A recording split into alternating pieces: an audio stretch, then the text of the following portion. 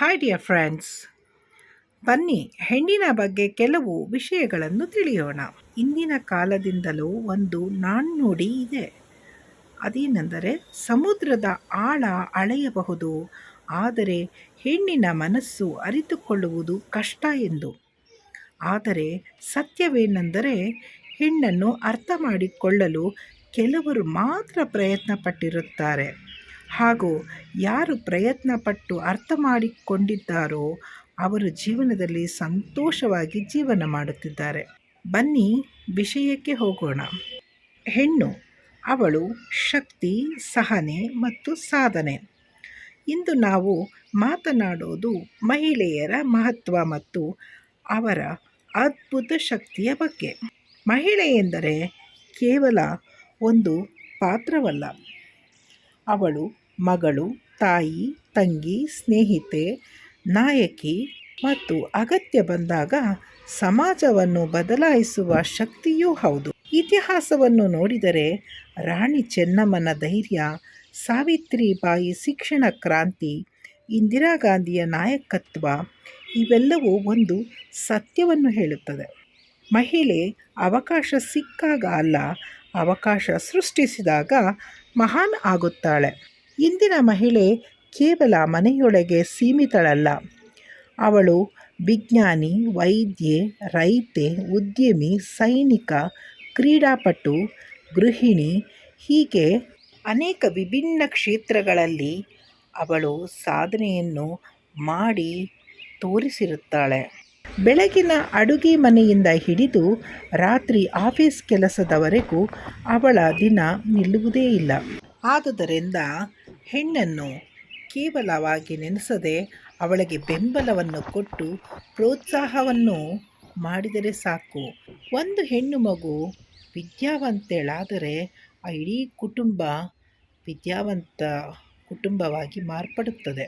ಒಂದು ಮಹಿಳೆ ಶಕ್ತಿಶಾಲಿಯಾದರೆ ಒಂದು ಸಮಾಜವೇ ಬಲಿಷ್ಠವಾಗುತ್ತದೆ.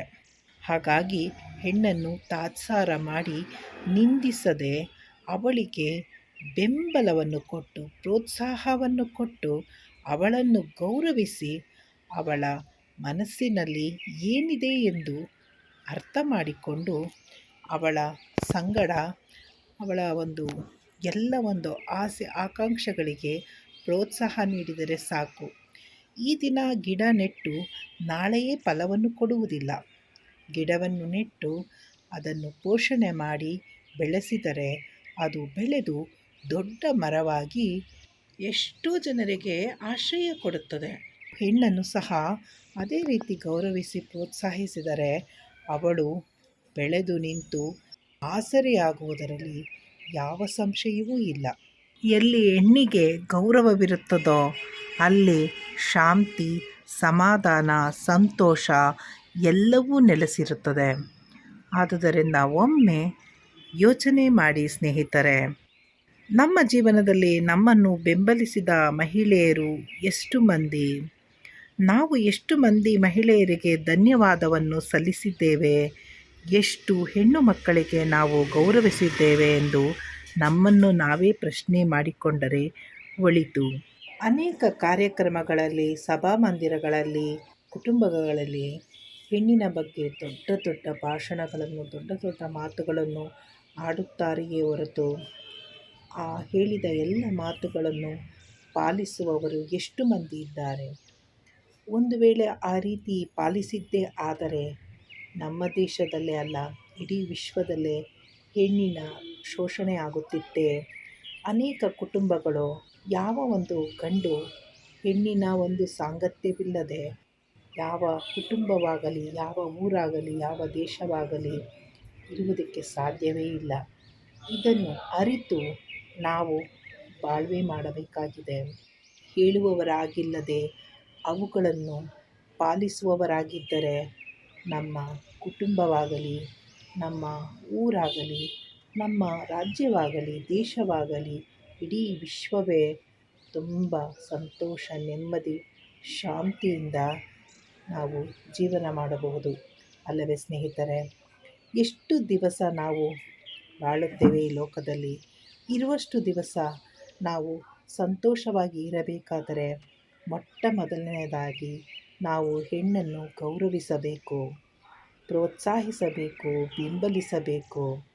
ಅವಳಿಗೆ ಬೆನ್ನೆಲುಬಾಗಿ ನಿಂತರೆ ಆ ಒಂದು ಗಂಡಿನ ಜೀವನ ಪಾವನವಾಗುತ್ತದೆ. ಅವಳಿಲ್ಲದೆ ಅವನು ಇರಲು ಸಾಧ್ಯವಿಲ್ಲ.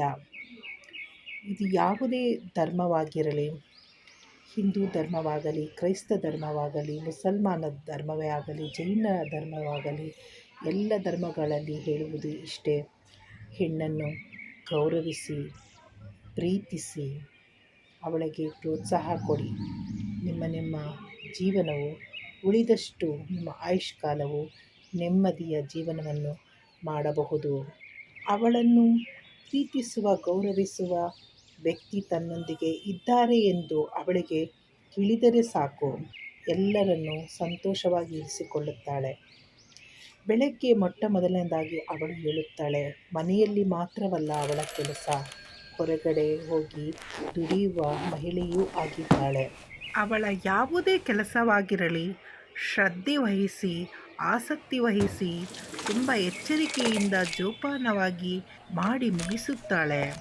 ತಾನು ವಾಸವಿರುವ ಪಟ್ಟಣವಾಗಲಿ ಹಳ್ಳಿಯಾಗಲಿ ತನ್ನ ಕುಟುಂಬಸ್ಥರಾದ ಮಾವ, ಅತ್ತೆ, ನಾದಿನಿ ಎಲ್ಲರೂ ಅವಳಿಗೆ ಎಷ್ಟೇ ಕಿರುಕುಳ ಕೊಟ್ಟರೂ ಸಹನೆಯಿಂದ ಅವುಗಳನ್ನೆಲ್ಲ ಸಹಿಸಿ, ಗಂಡನೊಬ್ಬನ ಬೆಂಬಲ ಅವಳಿಗೆ ಇದ್ದರೆ ಎಲ್ಲವನ್ನೂ ಸಹಿಸಿ ಜೀವನವನ್ನು ಮುಂದುವರಿಸುತ್ತಾಳೆ. ಅದು ಮಾತ್ರವಲ್ಲದೆ ಅವಳು ವ್ಯವಸಾಯವನ್ನು ಸಹ ಮಾಡುತ್ತಾಳೆ. ತನ್ನ ಕುಟುಂಬಕ್ಕೋಸ್ಕರ ಯಾವ ಕೆಲಸವನ್ನಾದರೂ ಮಾಡಿ ಪೋಷಣೆ ಮಾಡಲು ಅವಳು ಸದಾ ಸಿದ್ಧಳಿರುತ್ತಾಳೆ.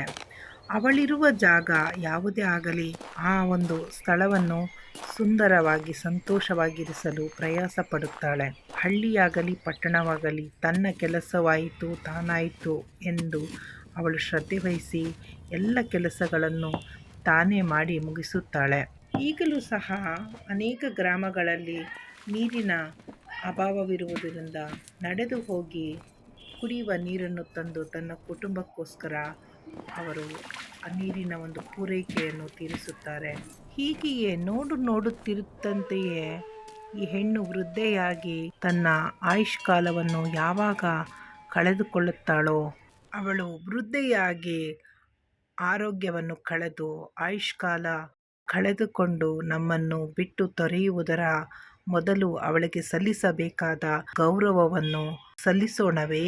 ಈ ಮಾತಿನೊಂದಿಗೆ ಇಂದಿನ ಎಪಿಸೋಡ್ ಮುಗಿಸುತ್ತಿದ್ದೇನೆ.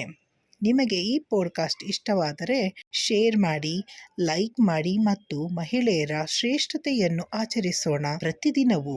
ಸೈನಿಂಗ್ ಆಫ್, ನಿಮ್ಮ ಪ್ರಿಯಲಕ್ಷ್ಮಿ. ಮುಂದಿನ ಎಪಿಸೋಡ್ನಲ್ಲಿ ಮತ್ತೆ ಭೇಟಿಯಾಗೋಣ. ಧನ್ಯವಾದಗಳು.